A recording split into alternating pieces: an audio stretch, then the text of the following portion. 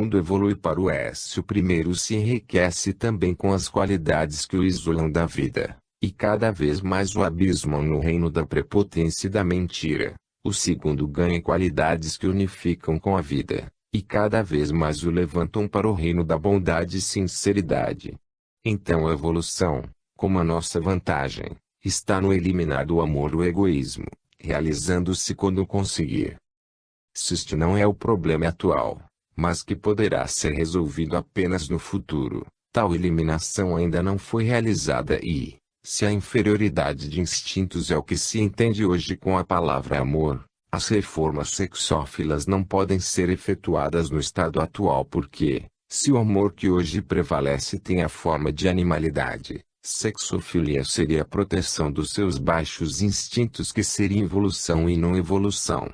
Esta nossa conversa se reduz a uma explicação dos fatos e a um programa para gerações futuras que, por terem conquistado outras qualidades e instintos, tornarão possível viver-se uma concepção de amor mais adiantada, como liberdade e espiritualização, a qual sem prejuízo não pode hoje ser entregue às mãos do homem atual.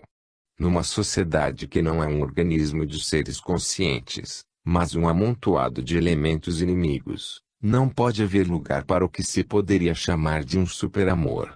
A triste conclusão é que, enquanto o amor continuar sendo concebido e praticado, sobretudo, como uma inferior função animal, na qual estão despertos os mais baixos instintos de egoísmo e de luta, a ética não poderá sair, sem gerar prejuízo, da atitude sexófoba do cristianismo.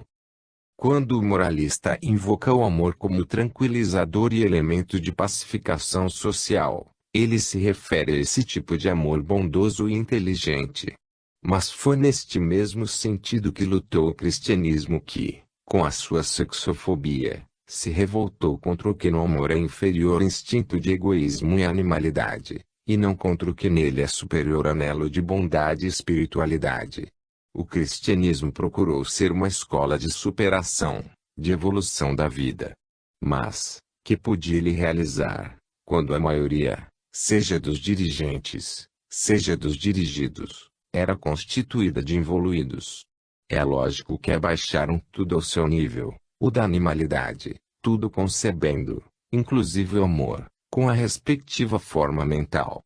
A culpa não é dos princípios do cristianismo, mas do estado de involução do biótipo pelo qual ele teve de ser representado na Terra. Foi assim que, entregue nas mãos do involuído, o ideal da sublimação, ao invés de se realizar como impulso para o alto, acabou desviado e torcido para baixo, transformando-se em perseguição sexófoba. Nem podia acontecer de outra maneira, num mundo regido pelo princípio e forma mental da luta, que tudo domina e transforma em agressividade. E de fato esta é a psicologia vigente, que aparece nas mais diferentes manifestações humanas, seja fascismo, nazismo, comunismo, negocismo norte-americano, cristianismo etc., porque é sempre o mesmo homem que, de formas diferentes faz as mesmas coisas. Se é verdade que a tentativa do cristianismo de transformar o mundo não alcançou os resultados esperados, e que grande parte do esforço acabou na forma torcida das psicoses modernas, é verdade também que a tentativa foi feita, foi lançada a ideia, e o mundo chegou a possuir o conceito da sublimação espiritual, que corresponde a um outro biologicamente verdadeiro de superação por evolução. Esta concepção pode transformar o amor animal num super-amor mais rico, espiritual e nobre. É lógico que os primitivos da Idade Média entendessem a espiritualização somente como podia entender a sua forma mental, conforme o tipo desta, isto é, no seu aspecto negativo e destruidor, porque tais são as qualidades dos atrasados do As, e não como um processo positivo e construtor. Qualidades que só os evoluídos do S possuem. Mas um esforço para subir foi feito. Sem ele, a humanidade teria ficado apodrecendo por falta do impulso que essa ideia nova lançou no mundo. Em alguns seres mais adiantados, aptos a compreender, Aquela chama de dinamismo referveu e realizou o ideal cristão. Nasceram assim os santos, as estrelas que iluminaram os tenebrosos céus da Idade Média. Para concluir, a posição do problema nas condições atuais da evolução humana se poderia resumir nos seguintes pontos. 1. Respeito ao cristianismo, reconhecendo o valor biológico da ideia da superação pela sublimação espiritual, sem por isso se cair na perseguição sexófoba. 2. Abolição da sexofobia, pelas consequências deformatórias que ela pode produzir na personalidade, como neuroses, desvios, complexos etc., assumindo-se uma atitude mais racional e compreensiva em face da sexualidade. 3. Uma reta educação sexual para construir uma consciência eugênica, necessária para dirigir inteligentemente os instintos eróticos e as suas consequências, aceitando-se toda a responsabilidade da criação dos filhos no caso de geração, sempre prevista e voluntária por meio do controle, somente admissível amanhã, nas mãos de indivíduos conscientes. 4. A direção do fenômeno biológico no planeta, confiada ao homem, sobretudo na parte que lhe pertence, para procriar em proporção aos recursos disponíveis, aos números, às condições de ambiente, evitando-se necessidades, fome, guerras, invasões, revoluções etc., como convém numa sociedade civilizada que chegou ao estado orgânico, em que nada pode haver de imprevisto. Poderiam deste modo ser atingidos os seguintes resultados: 1. Defesa do ideal cristão da pureza, como bem entendida sublimação de instintos. 2. Defesa do normal e sádio desenvolvimento da sexualidade, tratamento e supressão das causas dos respectivos desvios. 3. Defesa dos filhos, com uma geração não mais casual e irresponsável, mas conscientemente controlada, com um consequente e absoluto sentido de responsabilidade. 4. Defesa da humanidade dos perigos que hoje ameaçam, como necessidade, fome, guerras etc., e suas consequências. Assim, evitando o atrito que os destrói, poderão ser salvos os maiores valores da vida, ao mesmo tempo prevendo-se e evitando-se tantas calamidades que hoje afligem o mundo. Deixamos que os fatos nos levassem a estas conclusões. Se não as aceitarmos, eis as consequências. 1. Perda dos valores espirituais do ideal cristão, necessário para conseguir a superação, que é fenômeno que interessa de perto a vida, no seu ponto central, que é a evolução. 2. Triunfo de uma sexualidade pecado, comprimida e torcida em todos os seus desvios patológicos, fonte de distúrbios e sofrimentos, em vez de uma sexualidade sadia, fonte de alegria e bem-estar. 3. Em muitos casos, falta de qualquer garantia de defesa dos filhos, fruto de uma geração descontrolada e irresponsável, consequência de desafogo apenas de instintos. Fica de pé o prejuízo individual e social dos filhos ilegítimos e da mulher desonrada e abandonada, com todas as suas consequências. 4. Nenhuma defesa contra o controle por meio da morte, qualquer natureza equilibra o aumento demográfico devido à falta de controle dos nascimentos. A humanidade ficará, então, em poder de métodos ferozes e desapredados, quais a fome, as guerras etc., com que a vida tudo corrige e compensa, eliminando com a destruição a superpopulação. É lógico que o homem tem a liberdade de continuar com o sistema atual. Ele não está livre, porém, de fugir das respectivas consequências.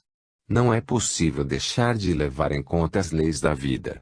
O impulso do sexo não pode ser esquecido nem destruído, porque ele quer atingir os seus objetivos fundamentais. Então, os pontos fixos pré-estabelecidos dos quais não é possível fugir, são os seguintes. 1. Se destruirmos os valores espirituais, evoluiremos sempre mais para a animalidade. Com isso pagaremos o erro. 2. Se não dermos aos instintos um desabafo natural, certo, eles partirão para outro, cego e errado, gerando complexos neuróticos e outras alterações da personalidade. Com isso pagaremos o erro. 3. Se não gerarmos em função das nossas boas qualidades de saúde os meios de subsistência, criaremos filhos doentes ou necessitados. Das consequências do egoísmo ou da leviandade ninguém poderá fugir. Com isso pagaremos o erro. 4. Se a humanidade não aprender a gerar inteligentemente, em proporção aos recursos e espaço disponíveis, a natureza providenciará, matando os que são demais. Com isso pagaremos o erro. Se tudo isto, pela imaturidade humana, não é hoje realizável, terá fatalmente de se realizar amanhã, porque teremos de sofrer até aprendermos, e a dor nos ensinará. A evolução não pode deixar de guiar o mundo para uma nova ordem dirigida pela inteligência do homem, mas de tipo diferente do atual. Um homem consciente da sua posição dentro da lei de Deus e do funcionamento orgânico do universo. Um homem que, por isso, não se movimenta mais ao acaso, cegamente, por tentativas, movido só pelos seus instintos, errando e pagando a cada passo, mas atua inteligentemente, com conhecimento e honestidade. Se quisermos acabar com o sofrimento, é necessário começar a encaminhar-nos desde agora, para chegar até lá.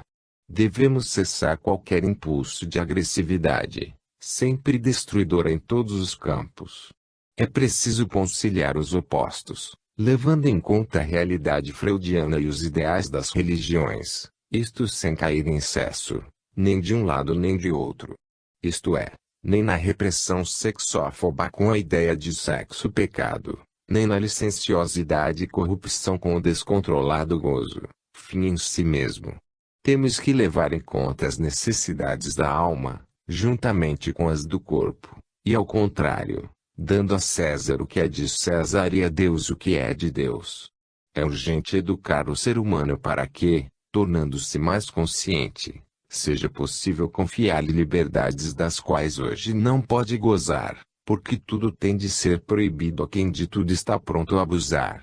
É necessário civilizar o homem no terreno religioso como no erótico, para que ele encontre o equilíbrio do seu entre os dois polos opostos, o da animalidade a superar e o da espiritualidade a conquistar. Por isso se deve chamar a colaborar, em vez de condená-lo e sufocá-lo, este grande impulso vital que é o amor. Nunca destruir, mas tudo respeitar, enobrecer, dignificar, dirigindo para o bem. Assim devemos utilizar tudo, inclusive o amor, para chegarmos à sublimação cristã. A estas soluções a natureza humana evoluída está pronta a cada passo a opor resistência. A imaturidade paralisa qualquer aperfeiçoamento.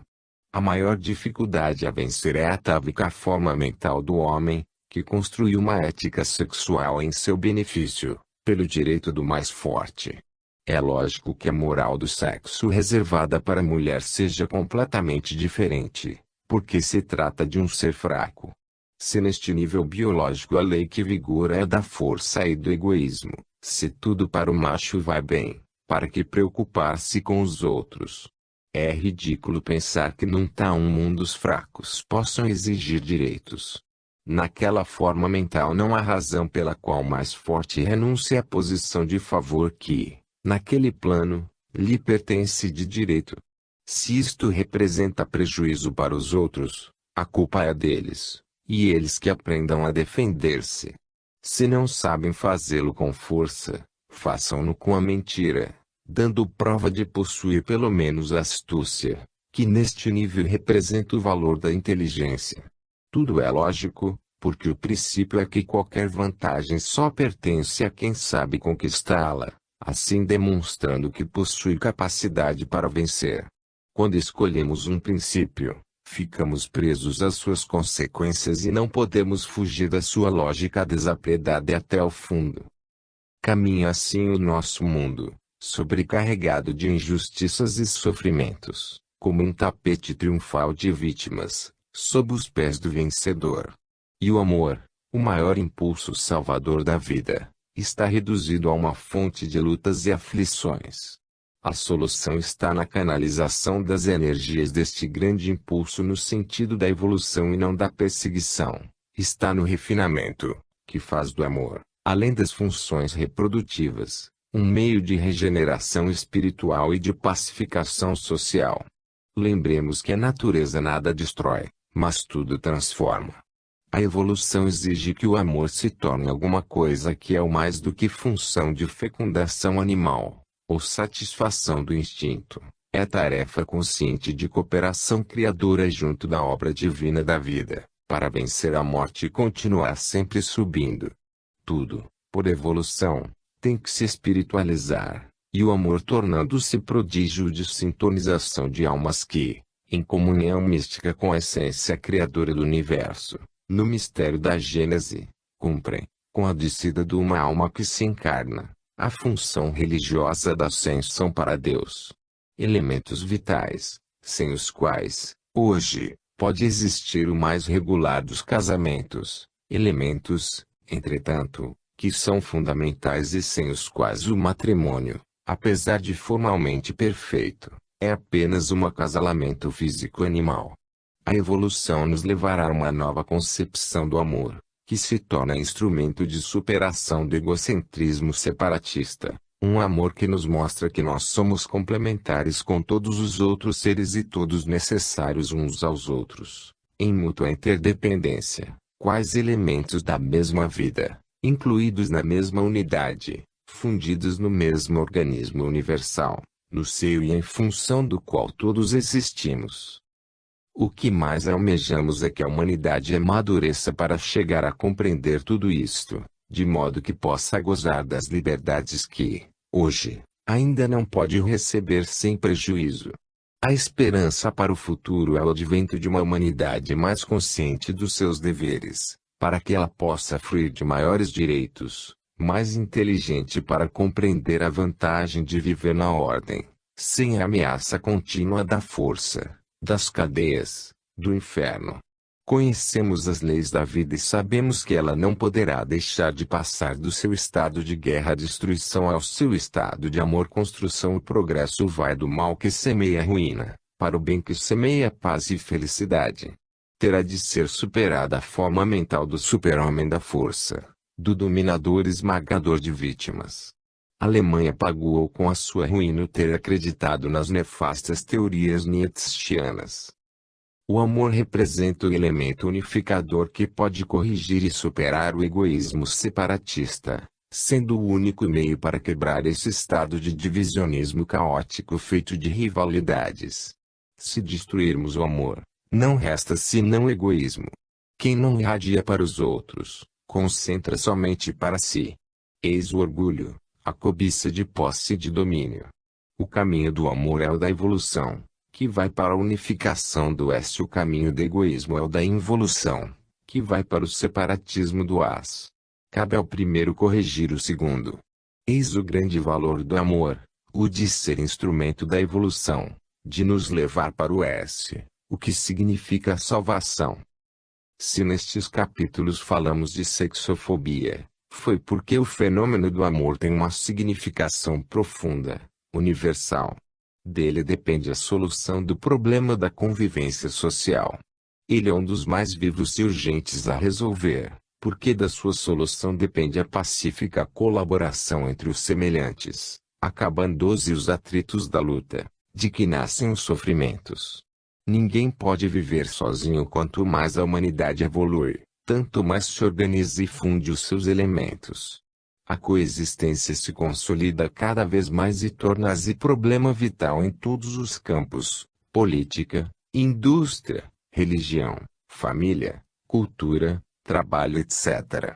O problema das relações sociais é um problema de reciprocidade e compreensão. Neste sentido, a máquina social, hoje, funciona muito mal, fato que custa lutas, resistências, duras reações, choques e dores para todos. Com isso pagamos, como é justo, o nosso erro.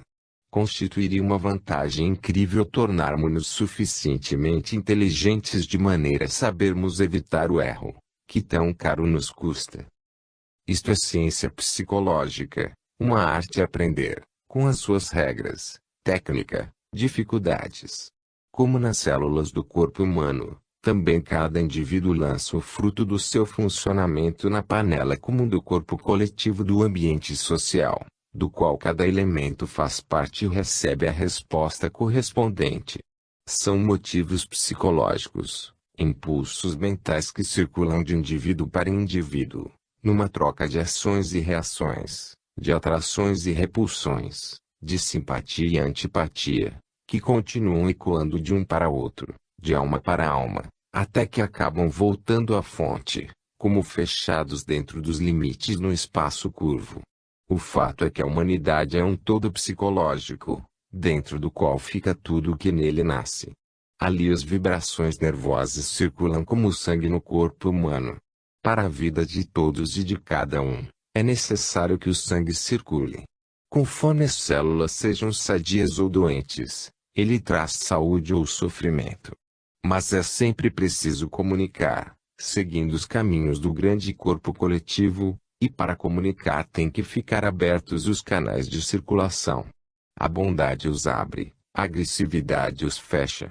Fazer o bem é vital, fazer o mal é antivital para todos. No primeiro caso despertaremos confiança e todas as portas se abrirão. No segundo caso despertaremos desconfiança e todas as portas se fecharão.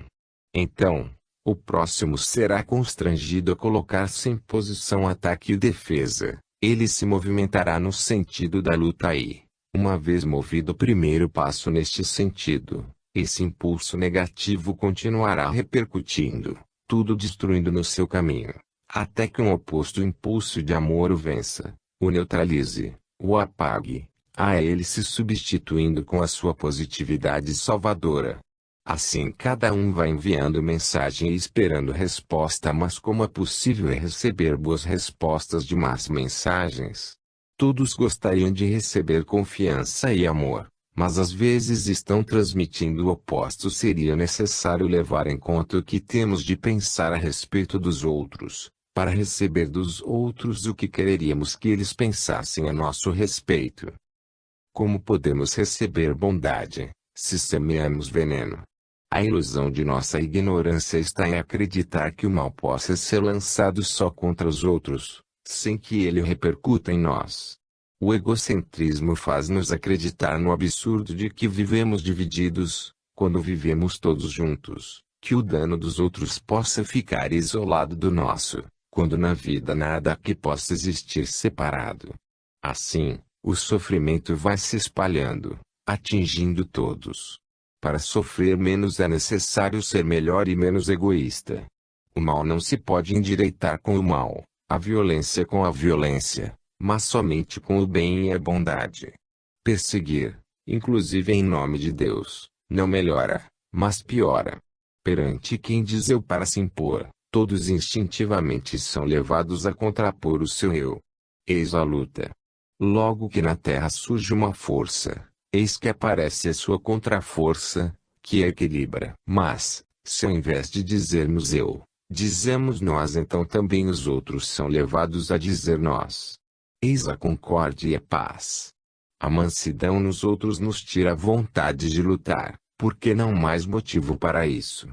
Há leis psicológicas que os inteligentes podem usar melhor ainda do que se faz quando se usa uma técnica de boxe. Logo que se aproxima um amigo, todos abrem os braços. Logo que se aproxima um inimigo, todos se armam. Não há vantagem cuja conquista possa compensar a destruição material e espiritual que a luta gera, compensar a morte que a guerra semeia. A primeira fonte de tantos sofrimentos nossos está nessa forma mental atrasada, feita de egocentrismo separatista, de agressividade. A culpa fundamental é a falta de amor, que é como falta de luz, de ar, de calor, necessários para viver.